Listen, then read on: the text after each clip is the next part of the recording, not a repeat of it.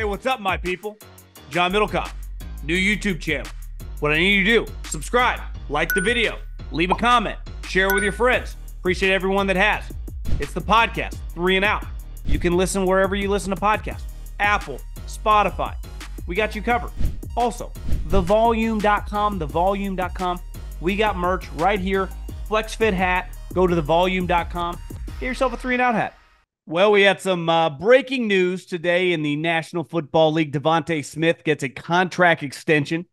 How that will impact other wide receivers like Brandon Aiyuk, T. Higgins. We'll do a little wide receiver scattering report. The top 3 guys at the wide receiver position going into this draft. Many consider all 3 top 10 picks. Harrison, Neighbors, and Odunze. And I'll rank them in my order. And then holdouts. CeeDee Lamb, not showing up to voluntary. Now, it's not officially a holdout when it's voluntary. Justin Jefferson, no way. And Tua takes the opposite approach. I got to give him credit for saying I'm not going to miss anything, regardless of my contract situation. We'll dive into a couple other things, football-wise, some other contracts, some other visits that I think are pretty interesting in terms of draft prospects.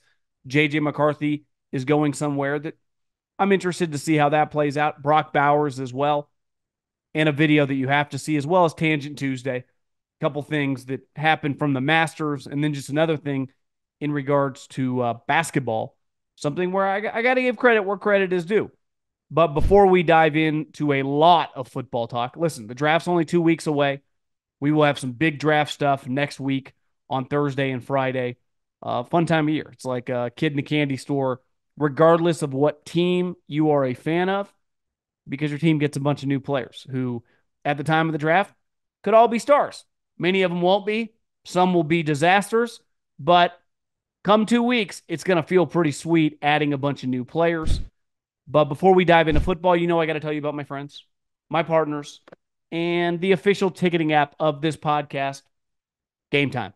So what I need you to do is go to your smartphone and download the Game Time app. Here's the deal. Do you listen to this in Northern California? Do you want to go to Kings Warriors on Tuesday night? Well, if you do, just download the Game Time app. Promo code John. John. Promo code John. Save $20 your first pair of tickets. Last year, actually, because of Game Time, it was a first-round series. I went to a game in Sacramento, Golden One Center. It's awesome. But regardless, wherever you live, you want to go to one of these NBA playoff games, they're really fun. NBA playoff games are awesome, especially as a series goes. There's nothing like being at the home crowd. Obviously, baseball starting, NHL hockey games, at least playoff games, just always look badass. It's like UFC meets the ice. I mean, there's something special about that sport come the playoffs. And then obviously concerts, comedy shows, you name it. So download the Game Time app, buy any pair of tickets, your first pair, save $20. Just use the promo code John, John.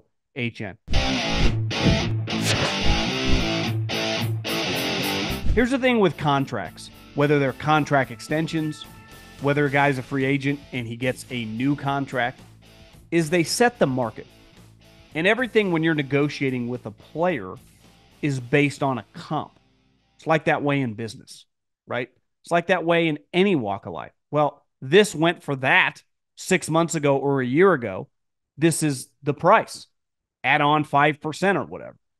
But when DeVonta Smith, who has been a really, really good player, and one thing Howie and the Eagles did several years ago, after not hitting on some draft picks, they said, we're not going to overthink this. We're going to take the best players from the best programs. And what have they done? They've drafted a ton of guys from Alabama and Georgia. Now, some of the Georgia guys, there's going to be a lot of pressure on them, but you cannot dispute how talented they are, especially Jalen Carter and Jordan Davis. They need to step up this year, but it's like we're not overthinking the room. The Jalen Reagor days are done, and it's suited them well. They've drafted Landon Dickerson, Alabama, DeVonta Smith, Alabama, all the Georgia guys, right? Won a bunch of national championships, or 2, I guess, and some of them only won 1. But you know what I mean. And DeVonta Smith just got 3 years, $75 million. So when you're Brandon Aiyuk and T. Higgins, like, I was thinking about this. In movies, for example, there's a small list of guys that are just quote unquote box office, right? Leonardo DiCaprio, Denzel Washington, Tom Hanks has been that way. Tom Cruise. A lot of guys are kind of Robins. They have to be the number two. Doesn't mean they're not talented. Doesn't mean you don't want them in your movie.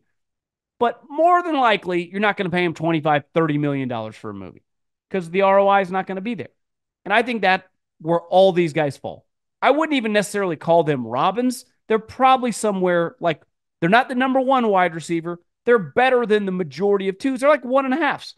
And hell, being a 1.5 gets you $75 million contract extension. But I looked at some of their numbers. DeVonta Smith, the last 2 years, 176 catches, 2,200 yards, 14 touchdowns, and he's basically played in every game. He rolled his ankle the second to last game, and he missed the game against the Giants. Brandon Aiyuk, who has been very durable, also played in 33 games, but wasn't hurt week 18 last year. The 49ers just rested people. He's got 153 balls, so that is 23 less than DeVonta, 2,500 yards more, and 15 touchdowns. So one extra touchdown. T. Higgins was kind of unique because he was banged up a lot in 2023. I threw that year out. I'm like, you know what? I'll base it on your previous 2 years when you were healthy. He played in 30 games, so there is some durability questions. 148 catches, basically 1,200 yards, and 13 touchdowns. I think all these guys are very comparable. So Brandon Aiyuk, I never get into like Gen Z unfollowing a bunch of people, the team, scrubbing their social media accounts. I don't give a shit. I can't even pretend. I get why they do it. Everyone does it. It means nothing to me. Nothing is more relevant in an NFL front office than that. No one cares. I get it's like the cool thing to do, but it impacts your contract 0%. So Brandon Aiyuk scrubs his contract, whatever. I saw a report today, he's at the facility. But like Brandon Ayuk's not getting any more money than that.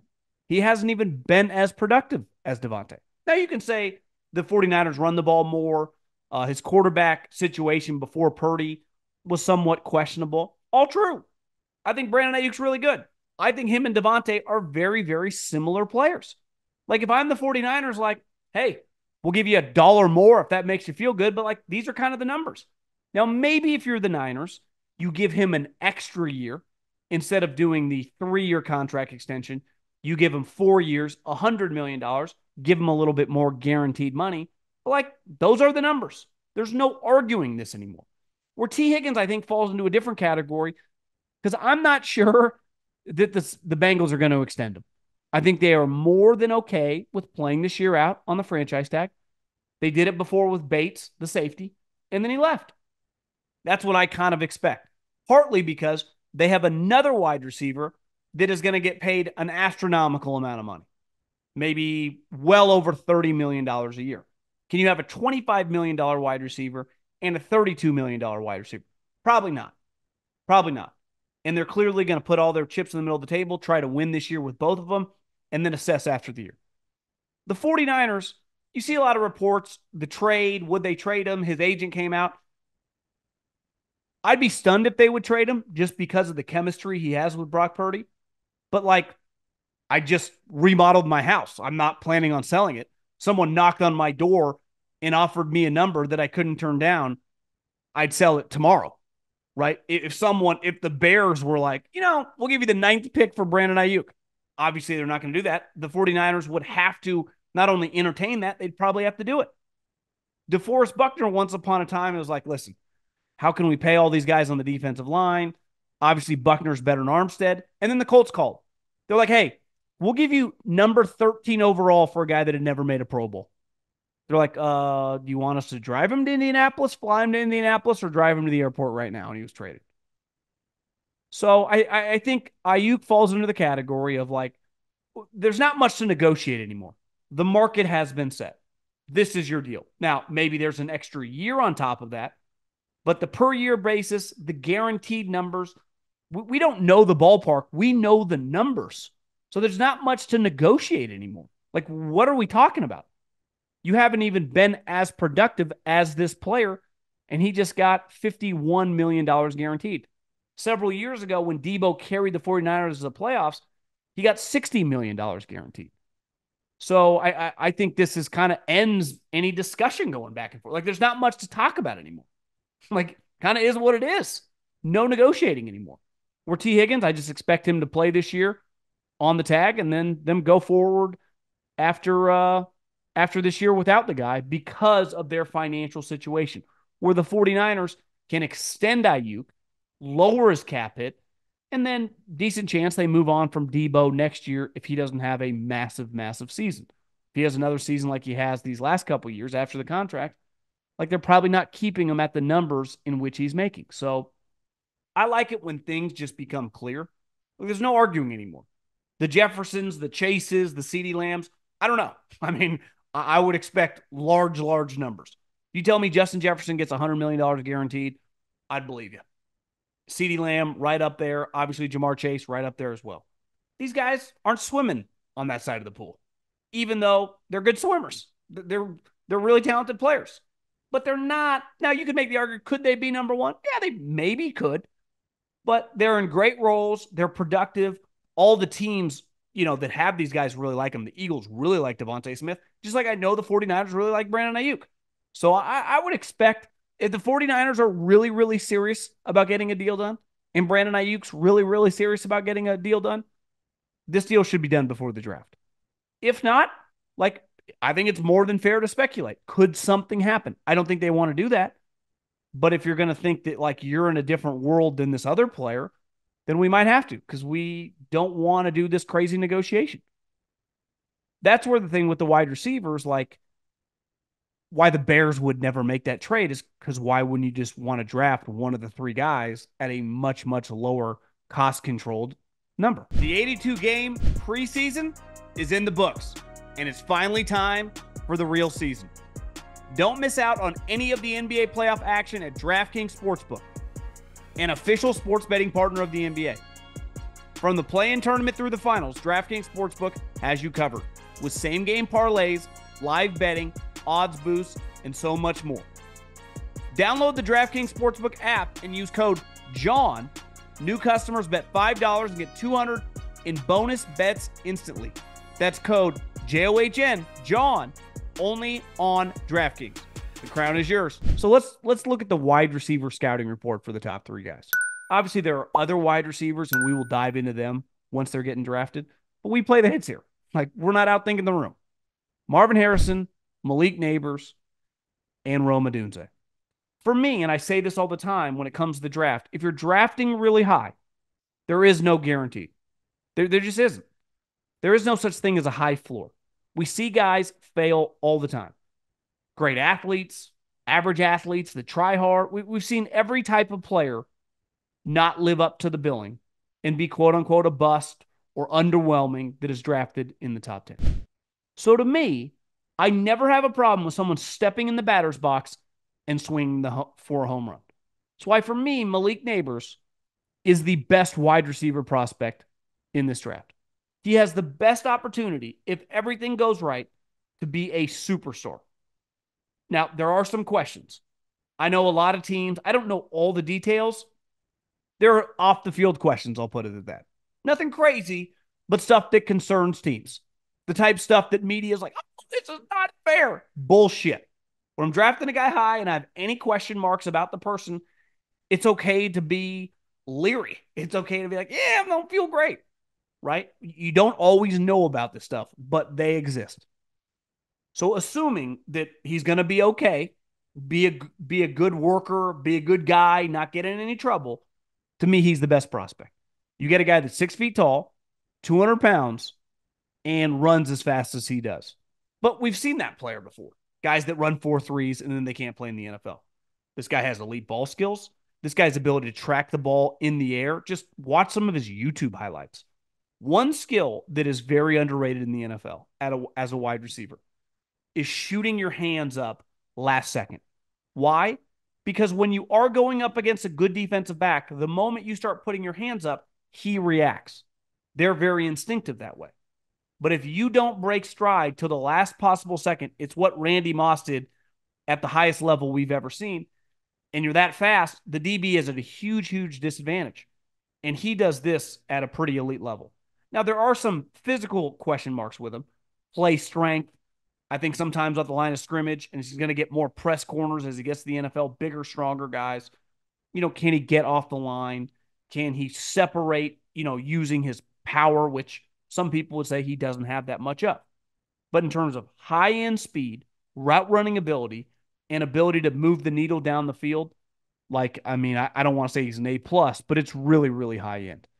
And there are some question marks, but I'm just talking strictly as a prospect. He easily has the highest ceiling of this bunch. So to me, he's the number one guy. And obviously, a guy that's been near the top of any draft board since he played that Rose Bowl as a true freshman. Remember, Marvin Harrison did not start.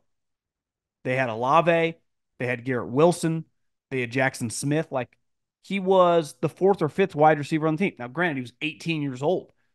And until those guys opted out in the Rose Bowl and he played, I'm pretty sure he had 3 touchdowns in that game. In the next 2 years, he dominated. Now, as I've said, we don't have any testing numbers. We know he's 6'3", 210 pounds. The lineage he comes from, his dad's one of the great wide receivers the last 25 years. He is a fantastic prospect. He does everything well. He's big. He can run every route, catch the ball in traffic. I'd say the one thing is he's super dynamic with the ball in his hands. He's not exactly like Debo or Jamar Chase, but in terms of getting open, which is the most important thing, I think it's borderline impossible. And listen, I'm going to contradict myself a little bit for this guy not to be good because these type players translate well in the NFL. Devontae Adams, Keenan Allen. I'm not saying they're all similar players. The ability to get open whenever you have to. That matters. So to me, Marvin Harrison is the safest of these guys. We've seen him at a super high level for a long period of time, and he does everything well. Usually those guys play well in the NFL. Now, all these guys, because of their position, they're very, very dependent on 2 people, the quarterback and the offensive coordinator. So whoever is scheming your offense and throwing you the ball. We saw Larry Fitzgerald for a lot of years with shitty coaches and shitty quarterbacks. He's at a disadvantage. We saw Randy Moss go to Oakland, disaster. Traded to New England, greatest wide receiver of all time. So where you go matters. And some of these teams that we're mocking him to, could the Cardinals get one of these guys? Kyler Murray. I think the guy would be good. Could the Chargers take one of these guys? Justin Herbert. They would be really good. Even if the Bears are able to get one of these guys. Caleb Williams, assuming he's just solid, they should be good. Especially because he's got 2 other wide receivers to play with. You tell me the Giants take Neighbors or Harrison, I could see him having an underwhelming year. Not because they're not talented, because who's fucking throwing you the football? To me, the most intriguing of this group, though, and I would have him third after watching the 3 of them, would be Rome Odunze. But I don't think there's a big gap. I don't think there's a big gap at all. Like Harrison, he's big. 6'3", 212 pounds. I remember when I was at the Combine, one of my buddies who's a wide receiver coach on a team, who definitely would be in the mix if they could to take one of these guys, had just interviewed him that day in their interview room. And he fucking loved him. He's like, he walks in the room. You underestimate his size, right? It's because you watch him on film or you just watch his YouTube highlights. He's big, but he doesn't look massive. He's I felt like he was really, really big. And he dominated this year. He had 81 catches, 1,500 yards, and 13 touchdowns. Punked people constantly. There's a clip of him returning a punt to the house against Cal. So I think a lot of people would say, well, he's not quite the athlete of these other 2 guys. He ran a 4.4, 4.45, and he has punt returned in his past. His ability in contested areas is elite. Awesome. Mossing guys, back shoulder throws. But he played with, an NFL quarterback. So you put him, like I said, if the Giants were to draft him, it could be a struggle. Now, one thing with him, a lot like Harrison, is red zone. When you're 6'3", you have an advantage in the red zone because you're going to go up against some corners. Even if you're a big corner, I got you by a couple inches. And there are going to be some corners that are 5'11". So if I'm a big-time athlete, and this is what Neighbors has while he's shorter, he jumps 42 inches. So all these guys can get high in the air. You don't have to make a perfect pass. You just put it into their vicinity. That's why tight ends are so valued, because their catch radius is so big because of their size. So I think Rome is a big time prospect. I do think when the dust settles, he'll end up being the third wide receiver. And there's a pretty good chance, like, I'm wrong, Marvin goes first. But like all these guys, if they go to the right spot, should be high end wide receivers. Should be guys, no doubt about it, get second contracts from their team. And their production at the highest level. Sometimes it scares me with a wide receiver when they're coming from, I would say, middling programs or questionable competition. Like, we have seen all these guys under the brightest lights. LSU, think about who they play in that division. Obviously, Marvin at Ohio State. In Rome, these last 2 years, Washington's lost like 2 games. And they played everybody. And, I mean, 2 of the better teams, obviously Michigan was the best team. He played Oregon twice this year, and he destroyed them. I mean, destroyed them. And they always have good defensive backs. So I think these 3 guys, this is a pretty special class, because you're getting blue chip guys from blue chip programs that dominated for years. Like, there aren't really questions. Like, it's not like none of these guys are 1-year wonders. Now, Malik by far had his best year this year. He had 89 catches, 1,600 yards, and 14 touchdowns. But his quarterback was a lot better.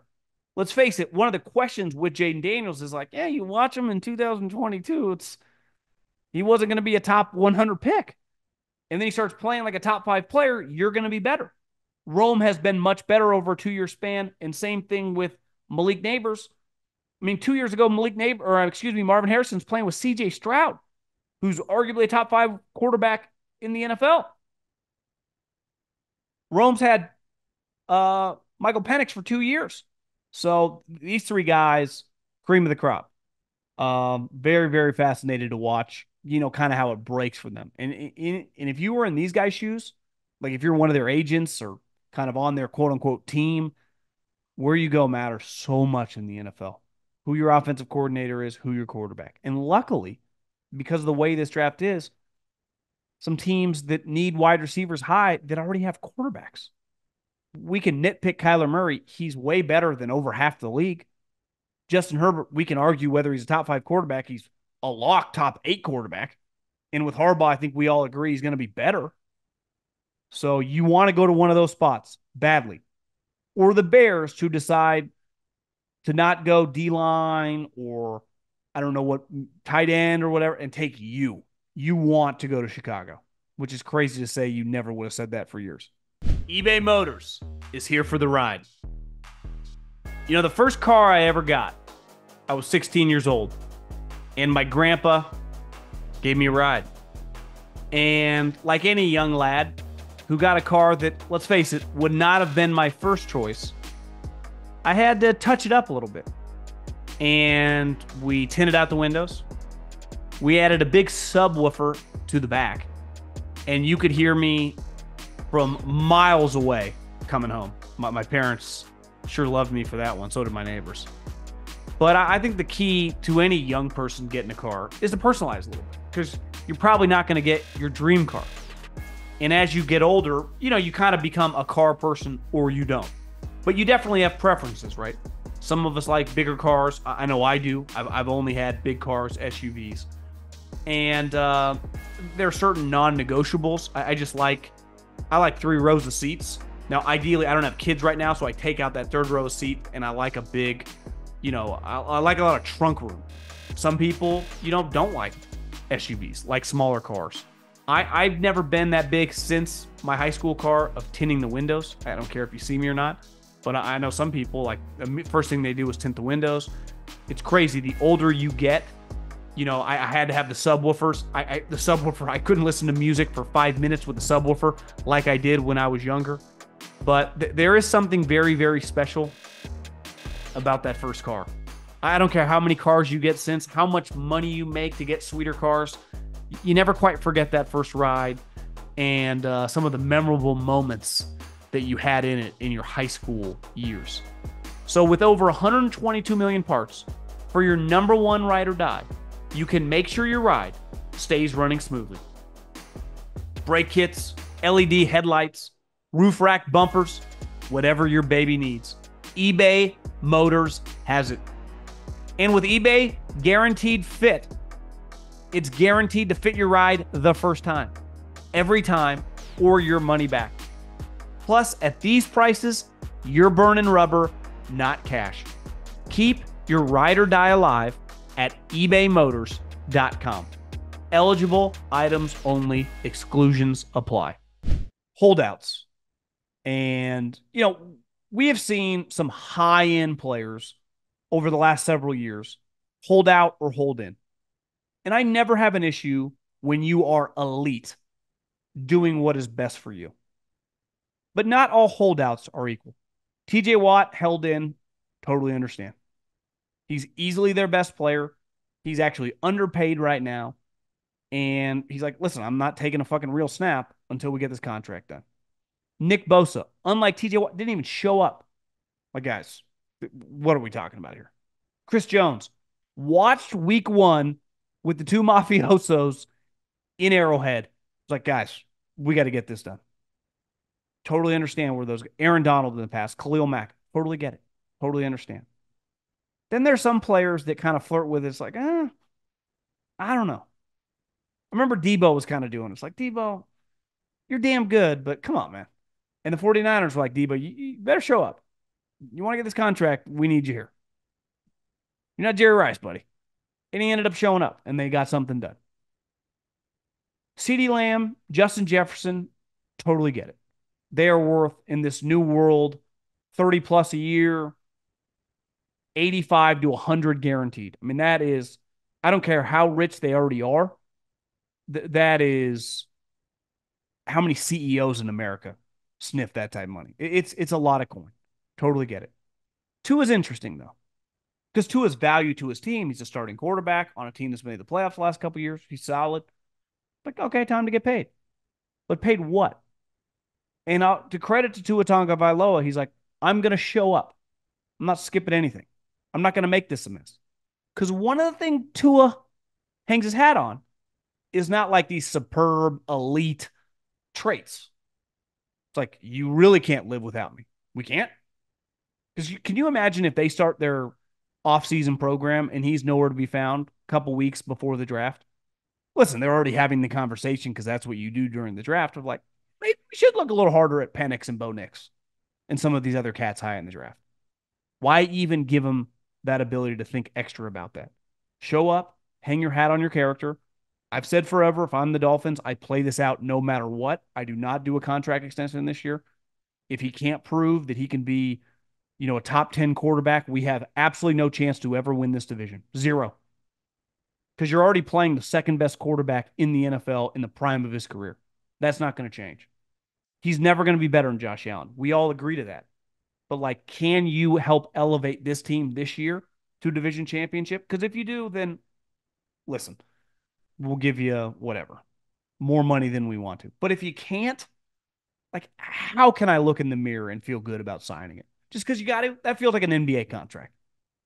And let's face it, 75% of the big NBA contracts are disasters. Teams don't really want to do it. It's like, well, we got to. We're not going to get anything back for them. How we upgrade. It's like, it's an easy thing to say. And then you're the 7 seed and you get bounced in the first round. And you have an extra $45 million player that we all agree is not worth that because of his impact on winning. To me, your worth as a professional athlete is like your impact on winning. Josh Allen, TJ Watt, right? You just go around these guys' impact on Aaron Donald on winning is hard to quantify because they're the heartbeat of my squad. They're obviously one of the best players in the league, but what they mean to my team. Does Tua, is he replaceable? Listen, I know the way these draft rooms work. You have these conversations. Belichick was having this conversation about Tom Brady in 2014. You better believe they're having it. You don't want to give them any reasons for that conversation to go too far. Some other things around the NFL, the Jets are bringing in Brock Bowers for a visit. One thing I've heard is there's a lot of buzz in the NFL about that being the pick. Now, should that be the pick? I don't know. But I'd have a hard time killing them if they did that, Should they take an offensive lineman? I mean, they got two guys on 1 year contract playing left and right tackle. Now, maybe he gets a little gun shy because the last time he took a tackle high, let's face it was a pretty big disaster in Becton. But I don't know. I mean, I think they're all in. It's one of those positions where, as a team and as a front office, if we don't win 10 plus games and get a wild card, we're all getting fired. It's over. Let's face it, we all would have been fired last year if it wasn't for Aaron, 40 years old, hurting his Achilles. But if we had underwhelmed last year, it would have been a disaster. If that happens again, whether he's healthy, whether he's not healthy, if we don't go above 500 and make a wild card, we're fucked. Just that simple.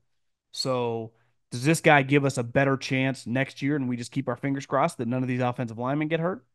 I wonder if they're seriously having that conversation. Now, is that the smart thing to do when all these guys have injury histories? Morgan Moses, for the most part, has been pretty durable. I think he missed some games last year. Obviously, Tyron Smith has been in and out of the lineup for years now. Vera Tucker, the guy they drafted high, who is a good player, has been injured a lot. It's a tough decision. And these are the hard things to balance, right? It's so easy. And listen, we're all going to do it. And when the draft comes, I'm going to hammer this. Like, you take the best player available. Don't force a need. Sometimes, though, the best player available, if he's going to help us out way more over the course of the next 5 years, and I don't know I'm going to be there, changes your decision making. It just does. So I think it's going to be fascinating what the Jets do there. The other thing is the Patriots are bringing in J.J. McCarthy. The betting lines now, Jaden Daniels a pretty heavy favorite to be the number 2 overall pick. The Patriots a little bit of a wild card because we don't know Gerard Mayo and Elliott Wolf what they will do. They've never ran a franchise. But I wonder if they're going back and forth like, who should we take? And I do wonder if they get to the point where Drake has a much higher ceiling. You know my stance, always swing for the fences. And JJ, while a much better prospect than Mac Jones, does have some similarities. Right? Played on the best team in college football by a mile. And there's a lot of risk there. His physical gifts are solid, not elite. Again, I would rather have J.J. McCarthy coming out of college than Mac Jones every day of the week and 50 times on Sunday. But he's closer to Mac Jones than he is to the high-end guys in the NFL in terms of being a prospect. And I wonder if that's where, if they do stick and take a quarterback at 3, which they should, if that's who they end up picking. And then the other thing was Chris Ballard extended Buckner. No one loves extending his own guy. Now, Buckner's a really good player. He's made a bunch of Pro Bowls since they got him. Super high character guy. The type guy that every team wants. But God, does he love extending his own guys. I mean, he lives for it. And it's all going to come down to Anthony Richardson. If he's healthy and good, they're going to be a problem. If he's banged up again, it's going to be a little more difficult. I know Joe Flacco had some magic last year, but I'd be a little stunned if Anthony Richardson got hurt and then the Colts were just good with Joe Flacco. I wouldn't expect Flacco to have back-to-back years. Yeah, just take another team to the playoffs. I retired, went to my couch, driving my kids to school, got a call midseason, went to the Browns, resurrected my career. The Browns couldn't keep me because, the shadow I would cast over Deshaun Watson. The Colts called me because I know Shane Steichen, went there, kicked ass again. Anthony Richardson got hurt, won 7 of 10 games after he got bounced. And, we're the 6th seed. I'd probably bet against that. So it all comes down to Anthony Richardson, which is one of the great unknowns in the NFL. I have no clue. You have no clue. They have no clue. But that's what makes sports fun. Like how this whole bad boy is going to play out. Okay, let's get to a little tangent Tuesday. I've been really hard on this guy because I think he's a terrible commissioner. And I think Adam Silver is a big reason that the NBA has fallen off a cliff. He's one of the softest leaders in the history of America for any billion-dollar industry. The tanking, the load management is just an embarrassment, and the consumer has disappeared. The in-season tournament I thought was stupid. The ratings reflected it. Nobody watched. They claimed that ratings were up. Ethan Strauss did a breakdown. They were down over the course of the last 5 years because they were just regular season games. I give them, I guess, some credit for trying something different, but no one's going to care about an in-season regular season tournament. Nobody. Besides people that covered the NBA that all said it was sweet. I didn't watch. And I represent the majority of sports fans because we saw the television ratings. I do think the in-season tournament, or excuse me, the play-in games, if it breaks the right way, are pretty sweet. Because a lot like an NFL playoff game or March Madness, it's like win or go home. Like win or go home in the play-in game for what? A regular season game in like 3 more days? It's not win or go home. This is all fake. But this play-in tournament, when you get the Lakers and the Warriors, is a really big deal.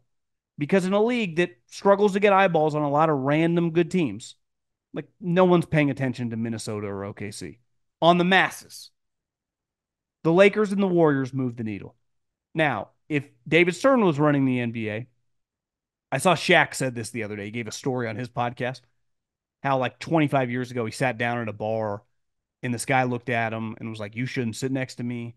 And the guy's like, "Why?" He's like, "I'm one of the biggest sports bettors in America." Shaq's like, "I don't give a shit." So Shaq started talking to him. He's like, "You ever get players on the payroll?" He's like, "Yeah, you guys make too much money. I can't." He's like, "But we got all the refs." I've always said, basketball historically has been pretty corrupt in terms of that. I mean, of course, how could you not get a referee? If you make 200 grand, it's pretty easy for me to offer you 75 grand to do something. That's 40% of your income. Just basic numbers. Just do the math. Where if a guy makes $30 million, it's hard to get that guy to risk anything.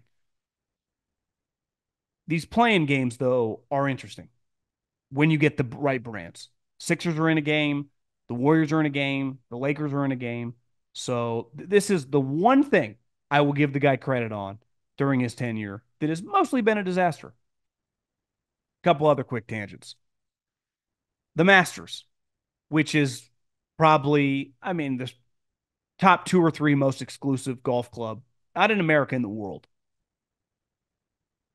They allow the media to play. It's like a lottery system the day after the Masters. So today, a bunch of people in the media got to play Augusta. It's like a lottery system. You never know who's going to win. A lot like trying to get tickets. It's all lottery.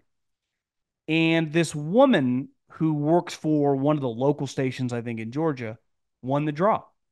But here's the kicker.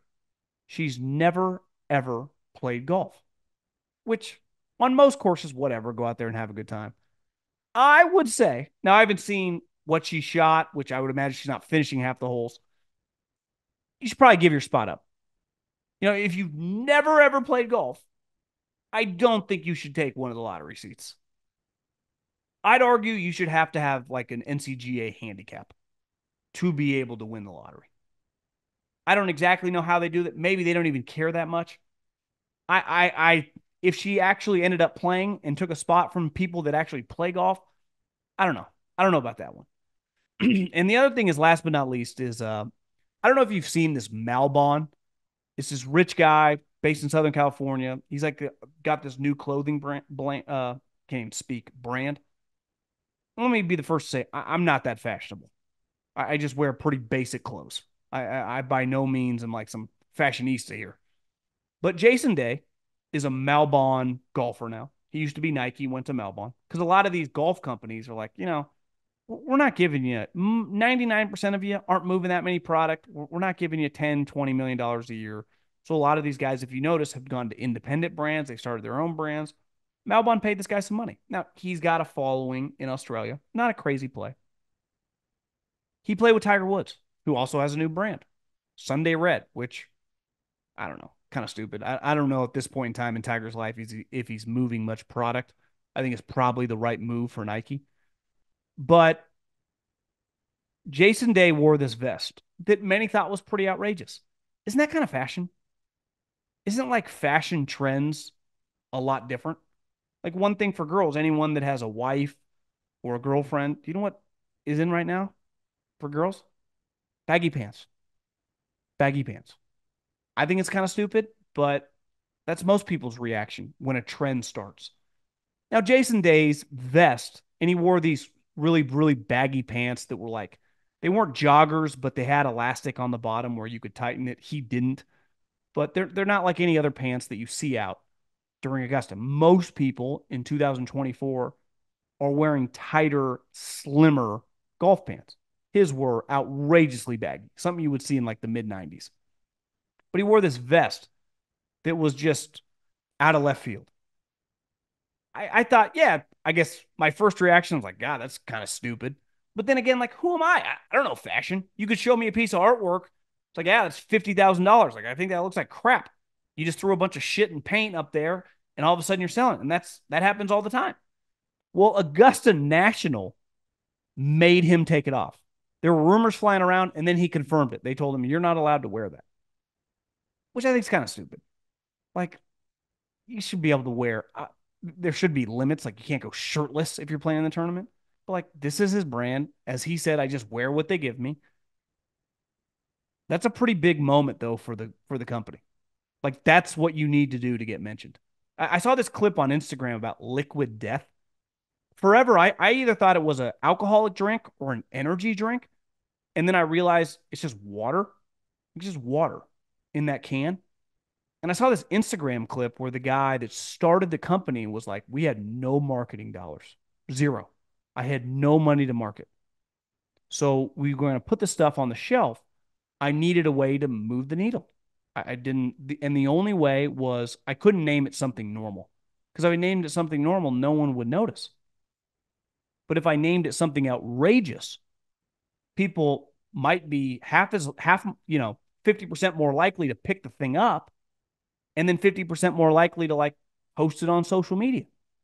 And I started seeing liquid death more and more, and it was kind of organically happened. And the power of marketing is real. A couple years ago, all anyone drank when it came to the seltzers were White Claws.